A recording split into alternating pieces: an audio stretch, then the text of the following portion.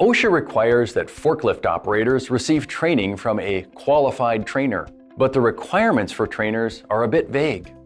We'll answer some common questions on forklift training. Does OSHA require that a trainer get certified? OSHA does not require that trainers hold a certification. The regulation says that trainers must have the knowledge, training, and experience to train operators and evaluate their competence.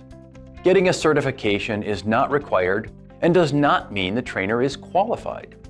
The trainer must also have driving experience. The employer decides if a trainer is qualified. Can we use online training? Training must include a combination of lectures, discussions, computer learning, written material, or similar instruction, which could include online training. But operators must also demonstrate what they learned, and trainers must evaluate the operator actually using the equipment. Is training required to use attachments? Yes. Before using an attachment, operators must understand the limitations and potential hazards. Common attachments include fork extensions, barrel clamps, carpet poles, and personnel baskets.